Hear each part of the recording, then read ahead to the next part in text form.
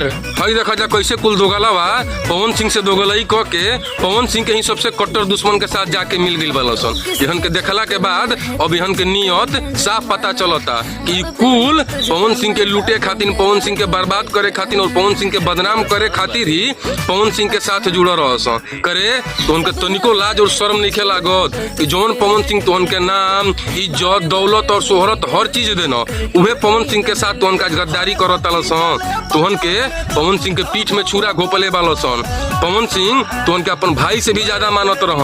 पवन सिंह तोहन पर अपन भाई से भी ज्यादा भरोसा और विश्वास करत रह और आज तोहन के उहे पवन सिंह के साथ छल करत सन। ई कुल कुत्ता का फौज एक जगह इकट्ठा हो गइल बालो सन। लेकिन इहन के ई नइखे पता कि कुत्ता कतनो अपन झुंड बना ली उ शेर के शिकार नइखे कर सकत। हालांकि हम माफी मांगतनी, इहन के कुत्ता बोलला पर कुत्ता जात के अपमान बा। काहे कि कुत्ता अपन मालिक के प्रति बहुत ज्यादा वफादार होलो सन। कुत्ता एक बार जेकर नमक खा लेवेलो सन ओकरा खातिर अपन जान दे देवेलो सन। लेकिन ई कुल पवन सिंह के नाम, नमक, इज्जत, दौलत, शोहरत हर चीज खा के भी पवन सिंह के ही बदनाम करे के कोशिश करत सन करे। तो उनसे एगो बात पूछल चाहतनी कि पवन सिंह तोहन के बल पर बा न? पवन सिंह तोहन के बल पर ना, पवन सिंह जनता के प्यार और आशीर्वाद के बल पर बनल बा न।